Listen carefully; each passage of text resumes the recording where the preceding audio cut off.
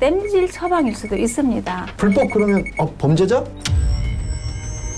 이윤을 남기기 위해서는 가장 싼 값의 노동력을 찾을 수밖에 없는 것이 100명이 지금 건설 현장에서 일한다고 하면 6, 70명 정도가 외국인 경우가 되게 많고요. 그 친구들은 한 말도 할 수 없고 주말이라는 게, 야간이라는 게, 거기에 대한 무슨 수단 이런 거 아무것도 없이 너무나 지나치고 엄격하다 보니까 인권 침해는 당연히 지금 일어나고 그렇게 제도가 설계되어 있으니 이 사람들이 제도를 떠나서 불법의 길을 선택하게 된다. 그런 두려움, 추방당할까봐 이런 사람들이 어떻게 범죄를 많이 저지르겠습니까? 단순히 어떤 개인적으로 한국에 돈을 벌려고 오는 사람들의 책임으로 돌리기 어려워. 그 현장에서는 외국인이 아니면 이러한 어려움을 어떻게 해소할 것인지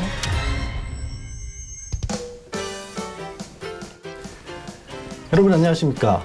다문화 사회 곳곳의 이슈들을 파헤쳐서 그 이면에 있는 속사정을 시원하게 밝혀오는 색다른 시사 토크 속사정 진행을 맡고 있는 양결입니다. 오늘도 각계각층 전문가분들 모시고 이야기 나눠보도록 하겠습니다. 안녕하십니까? 네, 안녕하세요. 반갑습니다. 안녕하세요. 고맙습니다.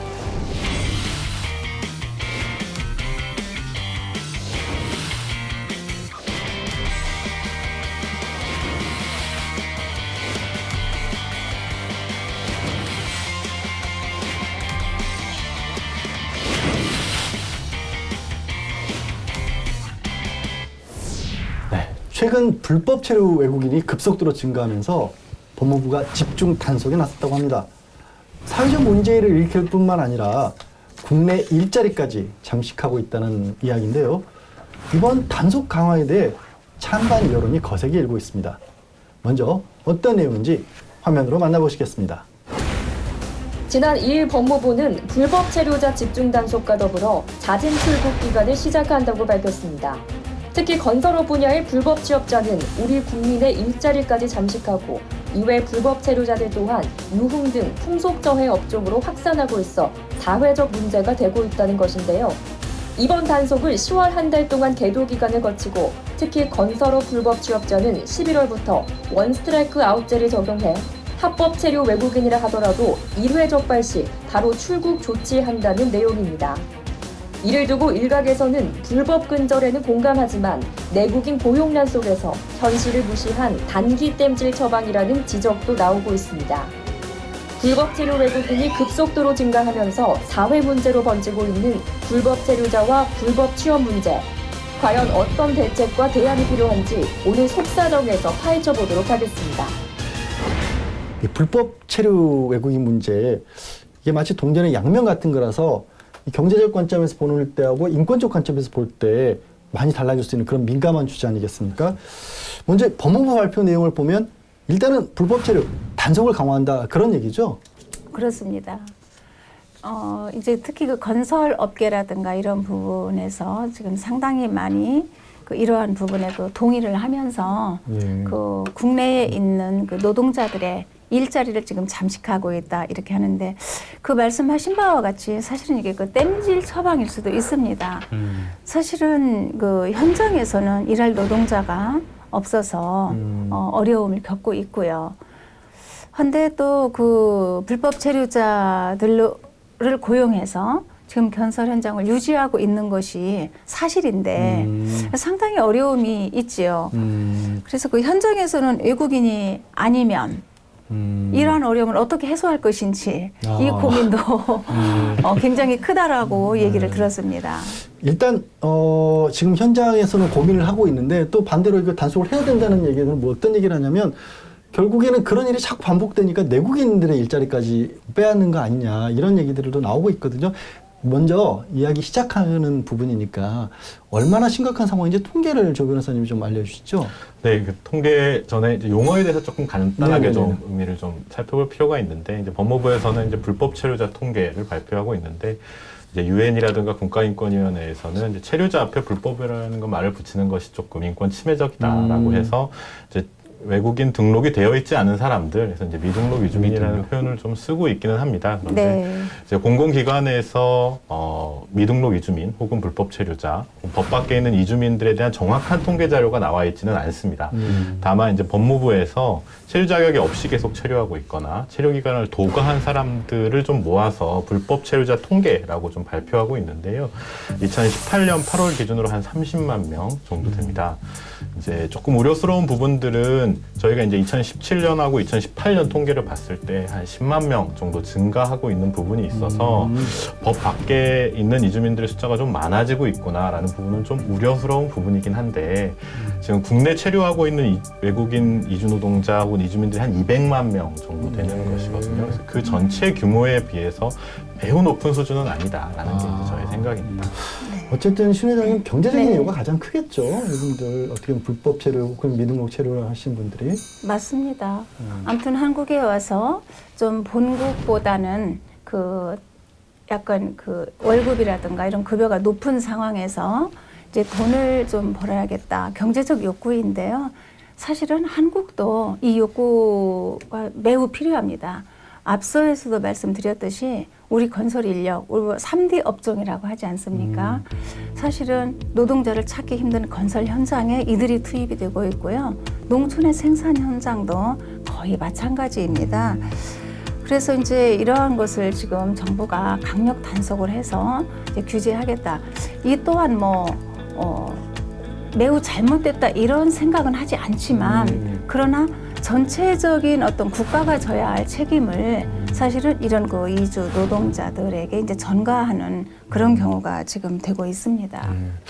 지금 이제 건설업 얘기를 신 회장님 해주셨단 말이에요. 버티갈 씨가 보시기에 건설업 쪽이 이렇게 외국인 노동자 불법 체류 문제가 가장 심각하게 보이나요? 어떤가요? 네, 저도 공감하고요. 왜냐하면 단시간에 고수익을 낼 수 있는 아르바이트가 바로 건설 현장 아르바이트이고요. 실질적으로 100명이 지금 건설 현장에서 일한다고 하면 60~70명 정도가 외국인 경우가 되게 많고요. 그리고 일용직, 어디까지나 이 일은 일용직이다 보니까 그 건설사 측에서도 이 사람들 신분이라든지 이런 것들을 잘 따지지 않고 몸이 좋고 체력이 있어 보이면 바로 아침에 그 인력 소개서 이런 사무실에서 물건을 고르듯이 이렇게 짚어가는 경우가 많거든요. 실질적으로 몽골 사람들, 그 외국인 네팔 분들이 많으신 동대문 이런 쪽에 그런 외국인들이 쫙 앉아 있는 데가 있어요. 거리에 있어요. 근데 거기에 어떤 아저씨가 차로 내려가가지고 그냥 그 사람들의 등치라든지 체력을 보고 이렇게 물건 고르듯이 그렇게 해서 차를 싣고 가는 경우가 많아요. 아무것도 안 따지고 그냥. 네, 제가 지금 방송상 어디라고 말을 못 하겠고 어쨌든 그래서 막 그런 경우가 많고 17, 16살임에도 불구하고 덩치가 좋고 체력이 좋아 보이면 그냥 데려가는 경우가 많아요. 네. 네. 신 회장님 진짜 네. 아까도 얘기했지만 건설 현장에서 그렇게 외국인들이 많이 필요하다면서요? 네, 왜냐하면 국내 그 근로자를 찾기가 어려워서 그렇습니다. 이것은 이제 그냥 제 얘기가 아니고 현재 그 건설 현장에 계시는 분들의 이야기입니다. 그래서 아침에 가서 이제 그 인력 시장에 가서 이제 이분들을 골라오지요. 그래서 우리 정부가 사실 외국인 노동자를 어떤 거 피해를 주는 그런 어떤 근원지로 삼을 것이 아니라 이제 정책적으로 우리가 이런 대안을 좀 마련을 해야 된다라는 생각을 합니다. 예. 지금 대안을 마련해야 한다는 생각도 말씀을 해주셨고, 근데 이게 문제는 사실 외국인 불법 체류자들이 들어오는 게 문제가 아니라 애초에 우리나라 건설산업 구조가 잘못되어 있기 때문에 이렇게 생긴 거다라는 지적도 나오더라고요. 네, 맞습니다. 그러니까 왜 다른 업종이 아니라 건설 현장에서 이런 일들이 좀 많이 발생하느냐라는 부분인데요. 사실 이제 우리나라 건설 현장은 일단 경기를 많이 타고 이유는 최대한 싼 인력을 써야지만 남는 그런 이제 수직화된 구조라고 하지요. 그래서 엄청나게 많은 하도급들이 있고 중간 사이사이에 명의만 넣어가지고 이윤을 빼가거나 그러다 보니까 결국 공사 하나를 한다고 했었을 때 이윤을 남기기 위해서는 가장 싼 값의 노동력을 찾을 수밖에 없는 것이 이제 건설업 현장에 발생하는 문제입니다. 그렇다 보니까 예를 들어서 외국인 노동자들 같은 경우에 특히 체류 자격이 없는 미등록 노동자들 같은 경우에는 자기가 일하다가 다쳐도 그런 것들 적극적으로 주장할 수 없고 최저임금보다 더 낮은 급여를 주더라도 구제받을 수 없다는 것들을 사실 사업주들이 잘 알고 있기 때문에 최대한 임금을 낮춰서 이익을 보려고 하는 그런 건설산업 현장의 구조적인 문제가 이 문제를 더 키우고 있는 것이죠. 권미래 씨, 그러다 보면은 이렇게 일하시는 외국인 분들이 피해를 보는 경우도 많겠어요. 지금 변호사님이 지금 얘기하시다시피 그러니까 이제 한국에서는 건설업 쪽 같은 경우는 한국 분들이 많이 그 어려운 거, 물론 건설업에 일하고 계시는 분들이 많지만 제일 어려운 부분은 대부분이 외국인들이 하고 있습니다. 물론 이제 이거 대놓고 내가 얘기할 수 있는 거는 저도 건설업을 유학생 때 해봤습니다. 그 현장으로 보면 제일 어려운 거는 다 베트남, 필리핀, 네팔, 몽골 이런 식으로 다 외국인들이 일하고 있습니다. 저기서. 그러니까 일하는 현장에서는 되게 대우받고 어려운 일을 하니까 아저씨들이 막 뭐 주고 시원한 거 뭐 먹으라고 주고 또 솔직히 순대국에 소주도 사주고 그래요. 왜냐면 어려운 일이 나 대신에 고생을 했으니까 거기서는 되게 대우받고 일하고 있는데 이 법 쪽에 대한만 또 고용자들이 잘못했는 그게 자체가 어려운 일을 하고 있는데 더 적게 주고 또는 불안적 이제 임금에 대한 뭔가 잘못했는 그런 게 있으면 소리 질 수도 없고 솔직히 제가 이제 학생 때는 저희는 이제 출국 관리사무소에 몇 시간 일할 수 있는 그거는 갖고 우리는 일할 수 있지만 솔직히 저기서 제가 만나는 친구들은 미등록증 친구들이 많습니다. 그 친구들은 한 말도 할 수 없고 저보다 더 임금도 적고 또 저 친구들은 주말이라는 게 야간이라는 게 거기에 대한 무슨 수당 이런 거 아무것도 없이 일 시키는 대로 하고 있는 것 자체가 그거는 다 바람직하지 않다고 생각하는 거죠. 자, 조 변호사님, 그러면 이게 이제 우리 건설업이 가지고 있는 근본적인 문제점 때문에 결국에는 외국인 노동자들도 늘게 되고 또 막상 그렇게 늘어난 외국인 노동자분들이 제대로 된 대우도 못 받는다는 건데 법무부의 대책은 단속을 강화하겠다는 쪽으로 나왔어요. 이건 뭔가 좀 지적하고 싶으신 부분이 꼭 있겠어요. 네, 좀 아쉬운 부분이 많죠. 특히 건설산업 구조 부분도 말씀을 드렸지만 또 하나 중요한 것이 경기를 굉장히 많이 타는 업종이 건설업입니다. 실제 신규 일자리 통계들을 보더라도 작년보다 올해 건설업에서 약 20만 개 일자리가 줄었어요. 그러니까 사실 전체적으로 경기가 어렵고 해서 일자리가 감소한 상황이고 그러다 보니까 현장에서는 또 외국인 노동자들에 대한 어떤 곱지 않은 시선이 많은데 법무부가 그런 것들이 문제다라고 해서 근본적인 해결을 찾기보다는 어떻게 보면 사회적 약자인 외국인 노동자들이 내국인 일자리를 빼앗아 간다라는 인상을 줄 수 있도록 일자리가 부족하니까 단속을 강화하겠다라고 좀 들고 나온 부분에 있어서는 좀 많이 아쉬운 부분이 있는 것이죠. 자, 지금 얘기하신 걸 보면 오히려 건설 경기 그리고 전반적으로 우리 경기가 좀 많이 안 좋아서 사실 일자리도 많이 줄어들었다고 하는데 또 법무부는 막상 불법 체류 외국인이 늘었다라고 하고 있거든요. 이 버티갈 씨는 이렇게 좀 주변에 사람들이 늘어난 걸 느끼세요? 혹시 그 이유가 뭔지 좀 들어보셨어요? 네, 저 같은 경우는 이게 전 몽골 사람이지 않습니까? 몽골의 인구가 300만 명이거든요. 상당히 적은데 한국에 들어와 있는 불법, 합법 체류자 다 해서 거의 4만 8천여 명이고 그 중에서 3만 2천여 명이 그 미등록자 분들이셔요. 근데 이분들이 갑자기 늘어난 거예요. 늘어난 이유가 그 동계올림픽, 평창 동계올림픽 있었잖아요. 그때는 그 출입국 관리사무소에서 큰 그 결심해서 그런지 만약에 그 평창 올림픽 그 관람권을 구입하신다면 무사증으로 입국시키겠다라는 그런 걸 한 거예요. 이게 몽골뿐만 아니라 많은 나라에 이 개정이 들어온 거예요. 그래서 결국에는 한국 정부에서 이 큰 올림픽 하는데 손해보기 싫은 거예요. 어떻게 보면. 그래가지고 관람권을 주고 그래서 그때 이후로부터 동계올림픽에 오신 분들이 안 갔다는 얘기죠. 그 몽골 같은 경우는 바다도 없죠. 국경이 바다도 없고 산맥도 있는 것도 아니잖아요. 모든 사람들이 비행기 타고 오잖아요. 인천공항이나 부산 공항을 통해서 오는 거잖아요. 그래서 몽골 분들 같은 경우는 갑자기 또 늘어나 버린 거예요. 그래서 저는 이게 동계올림픽 통해서 오시는 분들 너무 많아졌고 또 이제 몽골뿐만 아니라 또 다른 국가 친구들도 마찬가지라고 저는 생각하고 있거든요. 실은 깜짝 놀랐어요. 또 평창 동계올림픽 때문에 이게 미등록 외국인 분들이 늘어났다는. 그런데 평창 올림픽뿐만 아니더라도 이 무사증 제도라는 게 여러 군데에 쓰이는데 그게 지금 불법 체류 증가하는데 원인이 되고 있는 건가요? 그러면? 근데 이제 무사증 제도라는 것이 그렇게 이제 특별한 그 국가의 올림픽이라든가 이때 있고요. 또 이제 제주도를 제외한 이제 다른 지역은 사실 무사증 제도가 일상적으로 보편적으로 있는 건 아니지요, 우리나라가. 그런데 다만 그때 그 티켓을 사가지고 한국에 들어와서 이것이 기회이다. 고소득을 창출할 수 있는 한국에 와서 맞아요. 내가 일해보고자 하는 목적을 그때 이제 가졌겠지요. 그런데 사실은 보면 한국의 노동 현장에서도 이들이 필요하기 때문에 또 남을 수 지금 그들이 있었겠죠. 남을 수 있습니다. 네.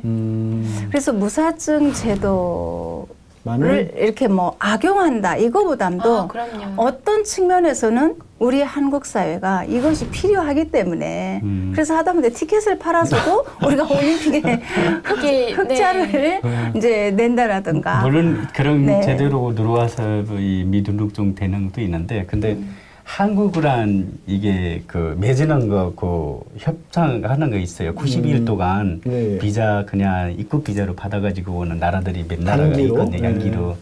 그런 쪽으로 나라 사람들은 많이 들어왔어요, 사실은. 왜냐면 그게 이제 자기 나라의 대사관에서 비자 받고 오는 거는 진짜 어려운 일인데 적극적으로 이제 검사를 다 하면서 비자를 주는 건데 비행기 타고 입국하는데 어떻게 안 풀리겠어요? 관광이니까. 왜 관광이니까. 네. 왜 호텔도 다 있고 뭐도 있는데 사실이다 이러면서 풀리는 나라의 대부분이 여기 많이 불법제로 돼 있습니다. 맞아요. 그러니까 사실 제도적인 측면이라는 것을 좀 중요하게 볼 필요가 있는데, 그러니까 무사증 제도가 있다고 해서 모든 나라에서 이주 노동자가 미등록이 되거나 불법을 많아지는 거죠. 그럼요. 그렇죠. 네. 다만 이제 무사증 제도라는 것을 우리나라가 만들고 운영하는 과정에서 이런 취업 시장에 대한 부분이라든가 아니면 미등록 이주 노동자가 늘어날 것을 예측하고 그런 것들 좀 신중히 검토하고 제도를 도입했는가 하는 아쉬움들은 조금 있는 것이죠. 네. 그래서 나라적 정책에 따라서 임의적으로 비자를 만들거나 어떤 큰 계획이라든가 논의 없이 단기간의 시야로 제도를 만들어서 외국인들이 유입되게 하는 제도가 많아지는 것은 결코 바람직하지 않다 이렇게 생각합니다. 네, 이제 무사증 제도를 운영하는 데 있어서 한국 정부가 조금 더 신중하게 제도를 운영했었어야 하는 건 아닌가 하는 그런 생각도 드는데요. 또 한편으로 이 이주민 단체에서는 이 합법적으로 들어왔다가 불법 체류자로 바뀌게 되는 이유 중에 하나가 이 고용 허가제 때문이다 이런 지적도 하고 있어요. 건비리 씨 이 부분은 어떻게 생각하십니까? 네, 맞습니다. 우리 속사전 같이 그때 했을 네. 때 우리가 이게 고용 허가제에 대한 많은 얘기들이 했는데요. 사실 외국인 그 근로자들이 한국에 들어와 다니는 그 직장을 과두고 새 직장으로 구하려면 3개월 이상 그 고용주의 첫 번째 들어가는 고용주가 계속 있어야 돼요. 야. 그리고 그 3개월 재우고 자기가 마음에 안 들고 딴 데 간다고 해도 고용주가 그 사인하고 무슨 문제 때문에 이 친구는 이렇게 하고 딴 데 가고 싶다는 그거 안 써주면 갈 수가 없습니다.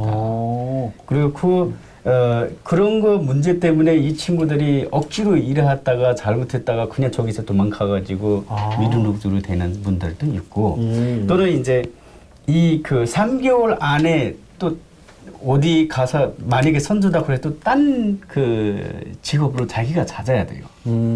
자기가 찾았는데 그거 찾지 못하면 또 미등록으로 되는 거고 아니면 자기 나라로 가야 되는 거고 이런 그 방법으로 이 그 허덕이 돼 있다 보니까 자동으로 이 늘어날 수도 있다. 친구들 같은 경우는 여기에 그 코리안 드림이라는 걸 갖고 와서 돈 좀 벌겠다고 생각을 하고 오는데 이런 일들이 너무 많이 일어나니까 이 고용조합 안 맞기 때문에 일단 계약상도 없어요 또 이런 거를 하겠다는 계약도 없어요. 그러니까 아무도 몰라 바로 이 한국에 와서 공장에 가서 일하다 보니까 이제 안 되는 거죠. 이해가 안 되고 그러니까 나가게 되는 거죠. 고용허가제라는 제도를 조금 살펴볼 필요가 있는데요. 그러니까 고용허가제라는 제도는 이제 한국에 있는 노동 수요와 노동 일자리와 이제 외국에 있는 일자리를 매치를 시킨다는 게 기본 제도의 골격입니다. 그리고 이게 비자가 형식적으로는 입국하는 외국인에게 주어지지만 실제는 그 회사에 외국인을 고용할 수 있는 허가증을 발급하는 개념이거든요. 그래서 이름이 고용허가제인데 그러다 보니까 이 외국인이 국내에서 계속 체류할 수 있을지 없을지가 그 개인의 어떤 의도에 따라서 결정되는 것이 아니라 그 회사가 이 사람의 고용을 계속 유지하느냐 마느냐에 달려 있는 것이에요. 맞습니다. 그렇다 보니까 또 이게 그렇게 일자리로 찾아서 들어온 그 외국인 노동자들이 한국에서 계속 체류할 수 있는 것이 아니라 지금의 제도는 몇 년 이상이 경과하면 꼭 본국의 나라로 출국할 수 있도록 하는 제도로 설계되어 있습니다. 이제 단기 순환형이라고 부르고 있는데요. 그러다 보니까 예를 들어 한국에 입국한 외국인 노동자들이 고용허가제로 입국을 해서 사업주하고 뭔가의 갈등이 있거나든가 마찰이 있거나 이렇게 되면 한순간에 체류 자격을 잃어버릴 수도 있는 것이고요.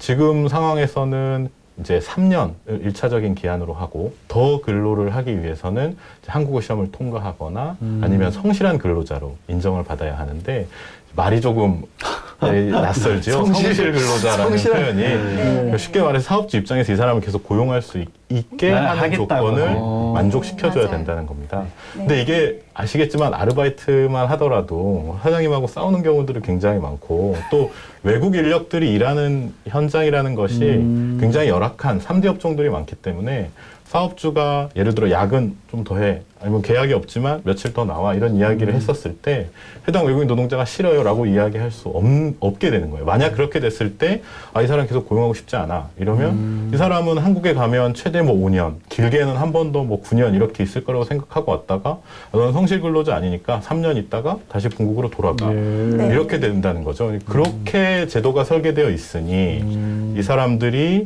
제도를 떠나서 불법의 길을 선택하게 된다라는 부분이 좀 제도적인 문제가 있는 것 같습니다.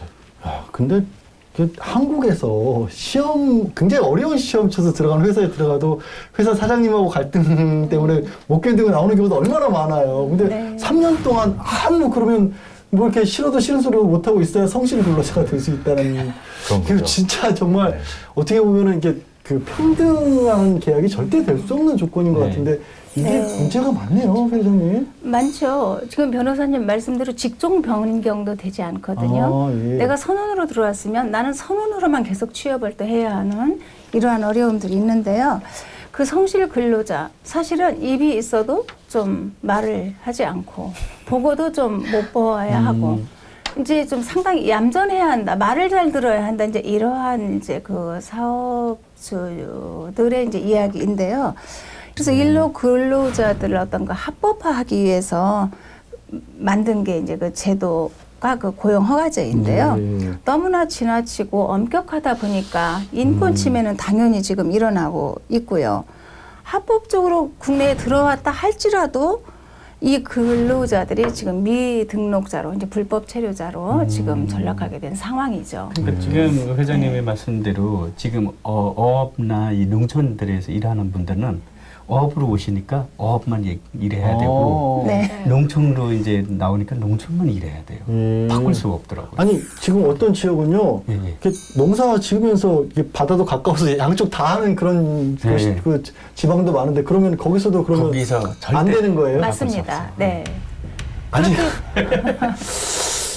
이게 너무 좀 어떻게 보면 정말 그 뭐 딱 탁상행정이라고 해야 될까요? 그런 부분이 너무 많아 보이는데. 그렇죠. 그러니까 제도의 이름이 이제 고용허가제라는 것이 거기서 나오는 것이고 해당 회사에 외국인을 고용할 수 있도록 하겠다라는 것이에요. 그러니까 그게 제도에는 그런데 돌려 말하면 그 회사에 이 사람을 묶어두겠다라고 이해될 수 있는 부분인 것이죠. 어떻게 보면 국가가 정책적으로 관리해야 될 외국인 근로 부분을 그냥 네. 개별 회사에 맡겨놓고 거기서 벗어나는 순간에 불법으로 몰아버리는 그런 그렇죠. 형국도 되고 있는 것 같은데, 그런데 이제 또 하나 문제점이 이제 외국인 근로자분들의 입장에서는 굉장히 어려울 수밖에 없는 어떤 하나 중에 하나가 이제 대한민국 국민들이 그 불법 체류 외국인들에 대해서 막연한 불안감 같은 것들을 많이 네. 가진다라는 거예요. 이분들이 계시면 우리가 뭐 안전의 위협이 온다 이런 얘기들까지 많이 나오고 있는 것 같은데 그런 얘기 좀 솔직히 들어보셨죠? 네, 정원대 국민청원의 게시판에 외국인과 관련된 청원이 꾸준히 올라오고 있습니다. 저 또한 한국에서 장기 거주자로서 그런 외국인이라든지 뭐 우리가 살고 있는 그 치안이라든지 이런 것들이 물론 이제 걱정이 되죠. 그런데 국내인들 같은 경우는 유독 외국인의 범죄, 외국인의 그런 안 좋은 것들이 계속 증가하고 있다라고 생각은 하고 계시는데 물론 외국인이 한국에 와서 안 좋은 그런 범죄 일으킬 수는 있어요. 하지만 국내인들도 정말 많은 범죄들을 일으킬 수도 있잖아요. 그래서 뭐 여러 가지 인터넷 뉴스들 보면 정말 듣기만 해도 무서운 범죄들이 막 살인이라든지 성폭행이라든지 폭력 이런 것들이 많이 올라오고 있는데 그건 완전 일시적이고요. 근데 외국인이 뭐 하나 잘못하면 그걸 부풀어가지고 외국인이니까 이렇다 저렇다라고 하면서 외국인 혐오단체는 막 집행도 하고 외국인 나가게 해라라든지 이런 것들이 많이 이제 폭상되고 있는 것 같아요. 근데 저는 객관적으로 봤을 때 이거는 좀 아니지 않나.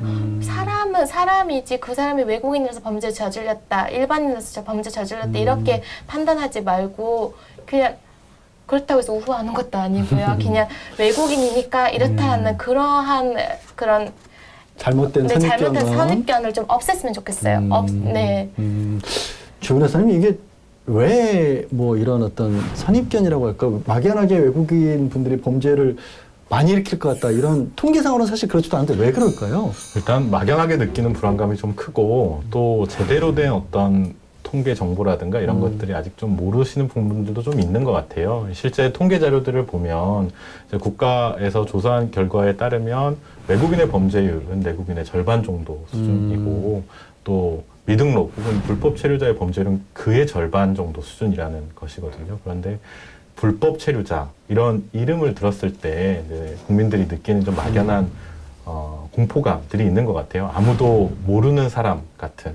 그런데 사실 저는 이제 불법 체류자라는 용어를 생각할 때 조금 더 구체적으로 좀 볼 필요가 있다라고 생각하거든요. 법무부에서는 불법 체류자라고 이야기를 하지만 사실 그 불법 체류자의 구체적인 유형을 보면 비자를 받았는데 그 기관이 조금 더 도가했거나 합법적인 비자를 가지고 있어서 일을 할 수는 없는데 아르바이트를 좀 했거나 이런 사람들도 사실 다 그 범위 안에 포함되어 있고 우리가 식당에 가면 쉽게 마주치는 사람들일 수도 있는 것이거든요. 근데 그런 외국인들이 사회에 좀 잘 보이지 않고 만날 기회가 적은 상황에서 언론을 통해서 불법 체류자의 문제가 심각하다. 불법 체류자가 강력 범죄를 저질렀다. 이런 뉴스들이 좀 많이 노출되니까 상대적으로 좀 객관적 사실과 다른 공포감들이 좀 많이 퍼져 있는 것 같습니다.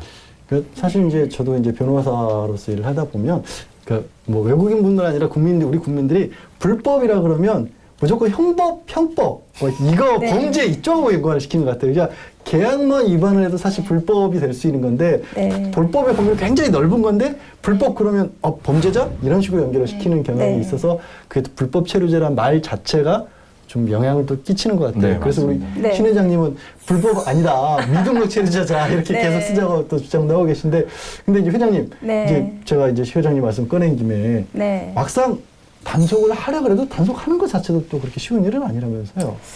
네, 맞습니다. 제가 이제 어느 경찰관의 이야기를 좀 들었는데요. 사실은 어떤 지금 사건이 발생했을 때 보면은 문화적인 충돌이 큰 거예요. 그리고 이제 우리처럼 밤새워서 일을 하는 국민, 이런 부지런한 국민은 사실은 또 드물죠. 이제 이런 어떤 그 문화적인 차이, 일에 대한 어떤 그 생각의 차이로 인해서 발생하는 그런 범죄들이라는 생각을 현장의 경찰관의 생각도 있고요. 또 경찰관들도 이들을 단속을 나갔을 때에 인력의 부족함을 얘기했고 가장 어려운 것은 통역의 문제인 거예요. 그래서 이제 전국 그 218개 센터에 통번역사가 있지 않습니까? 요청을 해도 이런 그 미등록 체류자들에 대해서 단속을 하고 그들을 붙잡아다가 이제 조사를 할 때에 이런 그 언어적인 문제 조사에 이것도 상당히 크다. 그래서 단속 자체가 어렵다. 그리고 농촌 현장에서는 이제 어느 날 몽땅 한번 잡아왔어요. 그랬더니 농민들이 우리 오이 따는 사람이 없어졌다. 딸기 따는 사람이 없어졌다. 이러한 현실적인 문제가 있는 거죠. 그래 실제로는 이러한 어려움이 있다고 합니다. 건비리 씨는 이제 예전에 학생 시절에 현장에서 네네. 일도 하셨다는데 혹시 그 단속 경험 같은 건 없으세요? 저는 이제 단속 같은 것보다는 2000년대에 왔으니까 제가 이제 학교를 다닐 때 나를 푸는 시선 자체가 힘들었어요. 왜냐면 전철 타고 다니거나 어디 버스 타고 다니면 사람들이 말로 걸어가지고 네팔에서 왔다고 그러면 어디 공장에서 다니냐는부터 질문이 됐어요. 그때는 저는 되게 그게 싫어하지만 현실적으로 다 들어주고 다 얘기를 하기는 했는데 저는 학생으로 와 있습니다. 그러면 다들 그렇게 얘기해요. 저희 공장에서는 이런 일이 있으니까 그때 당시에는 이렇게 많지는 않았어요. 학생들도 많지 않고 이주 노동자들도 그렇게 많지 않기 때문에 아까 우리 그 버트칼 씨가 얘기하는 저는 덩치가 크니까 일 잘할 것 같아가지고 자주 우리한테 오면 안 되냐고. 그럼 사실 이렇게 만나가지고 일거리 불러가지고 갈 때도 있었고 물론 이제 학생 비자로 있으면 학생들이 일할 수 있는 시간이 부족하기 때문에 그 몇 시간만 일해야 되는데 그거보다 오버하면 안 되거든요. 그것 때문에 못하는 일들도 많고 네. 거기서 일하고 있는 이제 미등록적 친구들이 얘기를 들어보면 아까 지금 범죄를 얘기 나오는데 그 친구들은 숨어서 일하고 돈 어떻게 좀 아껴가지고 벌려고 가는 친구들이 범죄를 댈 수가 없어요. 물론 이제 퍼센테이지로 따지면 인간과 인간 사회에서 어떤 거 잘못해가지고 싸움이라는 건 있을 수 있는 건데 대놓고 자기가 범죄를 일어나고 나는 빨리 잡혀가지고 뭐 자기 나라로 들어가 쫓겨나는 쉽지 않았기 때문에 범죄에 대한 되게 작은 그거라고 생각하시면 돼요. 네. 외국인 근로자 입장에서는 가능하면 마찰 충돌을 일으키고 싶지 않아. 세 번 맞았더라도 가만히 있으면서 그냥 가기 싫어서 네. 그게 미등록자일수록 그러거든요. 더 예. 그렇겠네요. 네. 진짜 그렇겠네요. 하다못해 신호위반만 한 번만 해도 나는 이거 하면 안 되겠다는 생각을 자동으로 할 수밖에 없을 것 같은 생각도 하다못해 사례 하나를 얘기한다 그러면 미등록자 친구의 방에 풀이 났어요. 네. 풀이 나는데 가만히 보고 있는 거야. 그 친구는 이거 할 수 없는 거예요. 신고를 하지 못하는 거예요. 네. 근데 이제 이 친구들이 이제 우리처럼 이제 활동하고 있는 친구들에 전화를 하게 되는 거예요. 우리 친구가 불러서 119 보고 경찰도 왔어요. 그러니까 이거 접수를 해야 돼. 이 친구가 있어야 돼. 이 친구의 방이니까. 등록을 되는데 이 친구가 가서 얘기하니까 바로 잡혀가지고. 아이고. 이런. 네, 아까도 이런 일들이 네, 많습니다. 저도 사례를 하나 말씀드리면 지난 여름이 정말 더웠지 않습니까? 그런데 너무 더운데 어떤 불법 미등록자분께서 너무 더우니까 혈압이 올라가가지고 이게 땅에 누워버린 거예요. 근데 본인이 의식이 잃기 직전이었거든요. 근데 제가 선생님 이거 몸이 괜찮으시냐고 막 이러니까 제가 그 구급차를 신고할게라고 하면 그분이 본인이 죽을 것 같은 거예요. 제가 봐도 그 사람 죽을 것 같은 거예요. 열사병 때문에. 그런데 끝까지 하면 안 된다. 드러날까 봐. 그러다가 안 되겠다 싶어가지고 제가 했어요. 결국에는 했는데 그분이 의식이 없는 상태로 실려갔어요. 그 다음은 제가 어떤 사건이 일어났는지 모르겠으나 어쨌든 간에 그 정도로 본인이 그 미등록자로서의 그런 두려움, 추방당할까 봐 때문에 이런 것들 계속 겪고 있는 거죠. 이런 사람들이 어떻게 범죄를 많이 저질겠습니까? 예. 참 이게 참 안타까운 사람들도 많이 뭐 그런 얘기들 너무 많겠죠. 근데 이제 이렇게 단속 자체도 어렵고 또 얘기하신 것처럼 사실은 오히려 더 조심하는 것들이 이제 미등록 외국인들이라는 얘기도 해주셨는데 단속하는 과정에서의 좀 문제점들도 끊임없이 나오고 있어요. 얼마 전에도 좀 안타까운 사고가 있었죠. 그렇죠. 그 미얀마 출신의 이제 한 노동자였는데요. 거기서 아파트 건설 현장이었죠. 여기서 이제 그 불법 체류 단속을 피하다가 사실은 이제 그 4층 아래 이제 창문 밖으로 뛰어내려서 뇌사 상태에다가 치료 중에 사망을 하였어요. 그래서 정말 이 사람 사는 사회에서 이처럼 또 안타까운 일이 있겠습니까? 그런데 이분이 이제 2013년도에 사실은 그 취업 비자를 갖고 한국에 왔습니다. 그래서 6개월 전에 비자 연장에 사실 실패해가지고 이제 그 불법 체류자가 되었는데요. 이분의 사망 소식을 듣고 그 아버지가 한국으로 왔습니다. 네, 왔는데 아들의 장기를 한국의 누군가에게 기증을 했어요. 아이고, 예. 그래서 이제 그 아들의 그 이런 그 죽음이 정말 헛되지 않도록, 그리고 한국 사회에게 사실은 우리에게 어떤 경종을 좀 울리는 이런 사건이었습니다. 그래서 쉽지 않은 그러한 그 장기 기증의 결정을 내려서 이제 우리 그 한국인들에게도 어쨌든 깊은 그 애도의 그런 이제 계기가 되었던 이런 그 적이 있습니다. 네. 네, 저도 그 뉴스를 보고 네. 소개냈던 기억이 나는데요. 네. 근데 조 변호사님, 이 법무부 같은 경우에는 단속의 특수성을 좀 주장하고 있어요. 그러니까 네. 굉장히 안타까운 일인 건 맞는데 이런 일이 벌어지는 이유가 단속을 나가면 이제 도망을 가니까 어쩔 수가 없는 일이 아니냐라고 또 그런 어떤 입장을 내세우는데 변호사님 보시기에는 어떠세요? 물론 이제 단속의 특수성도 있겠지만 저는 이제 법과 원칙을 지키는 방법이 좀 필요하다라는 입장이에요. 그러니까 법무부가 불법 체류자 단속을 해야 할 수밖에 없는 상황이지만 법무부 스스로 마련한 규칙이 있거든요. 이번 사례와 비슷하게 공장이 밀집되어 있는 곳에 단속을 할 때는 항상 사전에 가서 안전장치들이 있는지 어떤 식으로 단속을 해야 될 것인지를 계획을 세우고, 또 현장에서 단속을 하는 과정에서는 폭언이나 가혹행위를 한다거나 위험을 빠뜨리지 않도록 하는 내부적인 규칙들이 있거든요. 이 규칙을 제대로 지키는 방식으로 한다면 이런 비극적인 일을 줄일 수 있을 텐데, 실제 이번 사안만 보더라도 현장에서는 출입국 관리 단속 과정이 굉장히 강압적이었다. 그리고 절차가 지키지 않았다라고 보일 수 있는 진술들이 좀 많이 있는 것이 좀 안타까운 부분인 것이죠. 네, 뭐 당국의 단속을 당할 때도 그렇고 또 이렇게 같은 그냥 민간인들끼리 불리한 그런 일들을 많이 겪고 있다라는 생각이 드는데요. 자, 이게 이제 우리만 이런 문제가 있었던 것 같지는 않아요. 그러니까 우리는 비교적 늦게 이제 외국 인력들이 들어오기 시작한 나라이고, 다른 나라들 같은 경우에는 일찌감치 이런 문제들을 좀 겪었을 텐데, 그런 어떤 해외 사례에서 우리가 좀 배울 수 있는 부분은 없을까요, 변호사님? 네, 그렇습니다.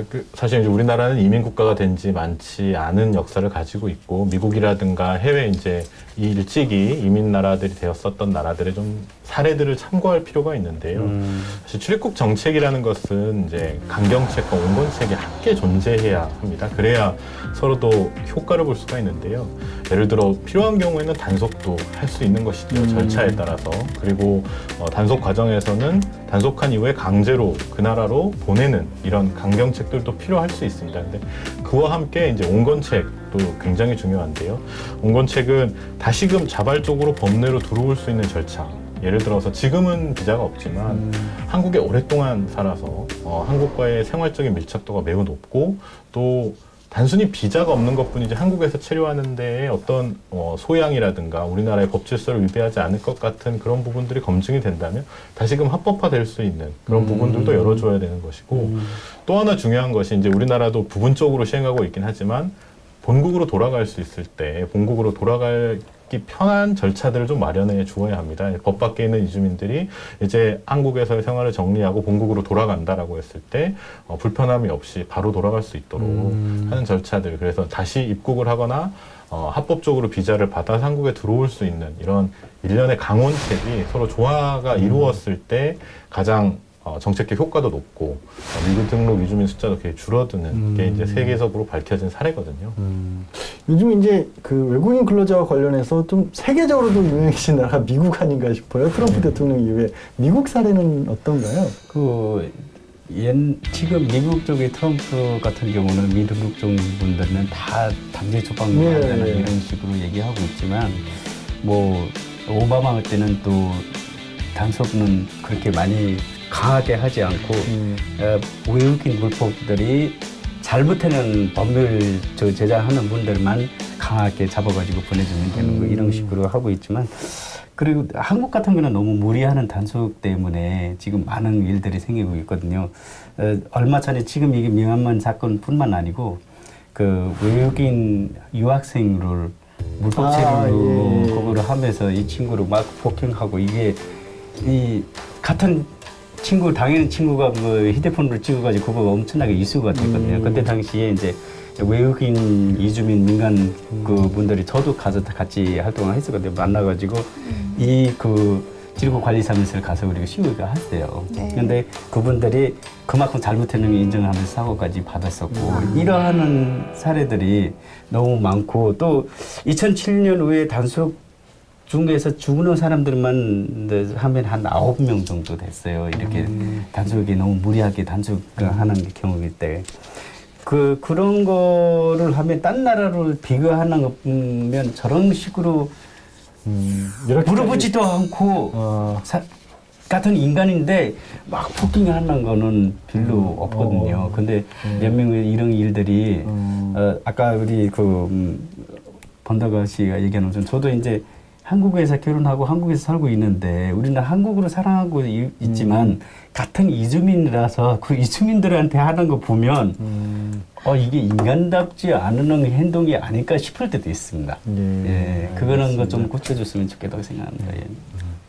예. 뭐 미국 트럼프 대통령 문제가 아니라 또 다시 한번 단속 우리나라 과정의 어떤 문제를 해줬는데 그러면 이제 우리보다 조금 가까운 나라 일본 얘기도 좀 들어봤으면 싶어요. 버티가 씨가 일본은 그 외국인 불법 체류자 문제에 대해서 어떤 식으로 어떻게 보면 좀 대응을 한다고 해야 될까요? 그런 게 있을까요? 일본 같은 경우는 되게 법이 되게 엄격하게 돼 있어요. 그 불법 체류 미등록자를 이렇게 고용한 그 고용주 영업 박탈까지 하게 하고 벌금을 굉장하게 물게 한다든지 이런 것들 실질적으로 지금 수용되고 있는 건데요. 그런데 지금은 한국에서 그런 것은 잘 이루어지지 않는 것 같아요. 일본에 비해서. 일본은 완전 이렇게 영업 정지까지 이제 하는데 한국 같은 경우는 벌금을 준다든지 아니면 그냥 저는 자세히 잘 모르겠는데 엄격하지 않기 때문에 고용자들은 계속 지속적으로 미등록자를 쓰고 있다는 얘기죠. 엄격했으면 이런 틈이 없지 않았을까 싶습니다. 이게 불법 체류 외국인 문제가 뭐 당연한 얘기지만 우리 현재 대한민국 사회 경제 문제 그리고 뭐 인권에 관한 문제 이런 여러 가지 사회적 시스템과도 다 연결이 돼 있어서 어느 하나만으로 쉽게 뭐 단속만 강화한다 이렇게 해결이 될 수 있는 건 아닌 것 같은데 자, 조 변호사님 이제 정리를 좀 슬슬 시작해야 될 것 같은데 어떤 해결 방안이라고 해야 될까요? 뭐 좀 생각해 보실 만한 게 있을까요? 제시해 볼 만한 게. 저는 이제 정부가 할 역할이 좀 분명해야 한다라고 생각하는 입장입니다. 그러니까 예를 들어 국민들이 일반적으로 불법 체류자에서 두려움을 갖는다든가 공포감을 갖는 거는 그렇다 하더라도 정부가 책임 있는 정책들을 좀 할 필요가 있는데 불법 체류자가 발생하는 원인들은 굉장히 다양하거든요. 그게 단순히 어떤 개인적으로 한국에 돈을 벌려고 오는 사람들의 책임으로 돌리기 어려운, 앞서 살펴봤지만 고용허가제와 같은 제도적인 문제 때문이기도 하고 또 학생들이라든가 미등록 아동들이라든가 유형에 따라 매우 다양한 상황에서 법 밖으로 밀려나는 이주민들이 많아지고 있는 것인데 정부의 정책은 그런 다양하게 발생하는 원인들에 맞추어서 좀 세밀하게 설계될 필요가 있다라고 생각합니다. 지금은 그런 여러 종류의 사람들을 그냥 불법 체류자라고 묶어서 단속을 강화하겠다. 혹은 본국에 나갈 수 있도록 그런 조치들을 취하겠다. 이런 좀 단편적인 정책들이라면 조금 더 왜 이런 사람들이 법 밖으로 밀려나서 불법으로 되는지에 대한 좀 원인들을 찾고 그 원인에 따른 구체적인 맞춤형 해결이 필요한 것이 아닌가 하는 생각입니다. 신 회장님 보시기에는 어떤 것들이 좀 필요할까요? 네, 지금 그러한 차원에서 이제 우리 정부도 사실은 그 대책을 발표했지요. 그래서 법무부가 이달 이제 10월부터요, 이제 내년 3월입니다. 그러니까 6개월 동안에 그 미등록자들이 이제 그 자진 신고 기간을 할 수 있도록 지금 이제 그리고 자진 출국할 수 있도록 지금 이 기간을 지금 발표를 했습니다. 그래서 그 불법 체류 외국인에 대해서 입국 규제를 하지 않는다라는 거 이렇게 자진 신고했을 때 그래서 이제 이 방송을 보고 계시는 우리 그 이주민들 또 그 미등록 체류자 불법 체류자들께 또 서로 이렇게 전달을 하셔서 이제 참고를 하시면 좋을 것 같습니다. 자, 오늘 이제 불법 체류 외국인 문제에 관해서 말씀을 나눠봤는데, 아, 그래요. 이게 어쨌든 체류 외국인들이 늘어나면 늘어날수록, 아, 이거 어떻게든 대책을 마련하라는 목소리는 높아질 텐데, 그렇다고 해서 단기적인 단속을 강화한다는 것만으로 충분한 해결책이 될 수 없다는 것은 오늘 말씀드려서도 드러난 것 같아요. 법무부에서 네. 중장기적으로 여러 부분을 보면서 네. 대책을 세워야 될 것 같은데, 마지막으로요, 지난주에서 이어서 이번 주도 굉장히 제도 어려운 네. 부분들 설명을 잘 해주셨던 우리 조영광 변호사께서 이제 이 말씀은 네네. 꼭 이 방송을 보시는 분이 됐건 법무부를 향해서건 꼭 하시고 싶다라는 게 있으면 정리 차원에서 말씀을 좀 해주세요. 네네. 꼭 드리고 싶은 말씀은 이렇게 불법 체류자라고 했었을 때 다른 사람에게 어떤 위해를, 직접적인 위해를 저지른 범죄자가 아닙니다. 출입국 관리법에 필요한 등록 절차를 미비한 사람들이고, 근데 이 지위는 매번 바뀔 수 있거든요. 예를 들어 합법적인 체류 자격을 가지고 있다가도 허가받지 않고 일을 하면 한순간에 불법 체류자가 될 수도 있는 것이고, 또 이거는 꼭 우리나라 안에서만 발생하는 문제가 아니라 우리나라 사람들도 다른 나라에 갔을 때 부득이한 사정으로 체류 기간을 더 넘겨서 있을 경우도 있을 수도 있고 여러 사정이 있는 것이거든요. 그렇기 때문에 이 사람 앞에 이제 불법이라는 표현을 붙여서 비인간적이거나 몰아내야 된다라는 생각보다 이 사람도 한 사람의 사람이고 구성원이다라는 관점에서 이 사람을 어떻게 우리 사회에서 조금 더 안전하게 혹은 우리 사회의 노동시장도 보장하면서 이 사람들의 인권도 함께 보장할 수 있는 방법을 좀 심도 깊게 이번 기회에 좀 더 논의하는 기회가 됐으면 좋겠다 생각합니다. 네. 오늘 전반적인 얘기를 참 정리를 잘 해주셨어요, 조 네. 교수님께서. 자, 오늘 말씀 여기까지 나누도록 하겠습니다. 고맙습니다. 네, 감사합니다. 우리나라는 외국인 근로자의 값싼 노동력을 통해 경제성이 강화되면서 긍정적인 효과를 거두고 있습니다. 그러나 불법 체류 외국인이 증가를 하면서 사회적 문제도 분명히 존재하긴 합니다. 국가는 사회 구성원을 보호해야 하는 의무를 가지고 있죠. 무분별한 외국인을 막고 또 동시에 체계적인 관리 감독을 통해 국민의 안전한 생활을 보장해야 할 것이고, 물론 열악한 환경에서 일하는 외국인 근로자들의 인권 문제도 절대로 간과해서는 안 될 것입니다. 계속되는 악순환 속에 내국인과 이주민 모두 상생할 수 있는 그런 합리적인 대안을 마련할 수 있도록 중지를 모아야 할 때가 아닐까요? 저희는 다음 주 다시 찾아뵙겠습니다. 시청해주셔서 고맙습니다. 감사합니다. 수고하셨습니다. 수고하셨습니다. 고생하셨습니다. 네, 수고하셨습니다. 수고하셨어요. 수고하셨습니다. 네. 아유, 오해가 더 힘들었던 거.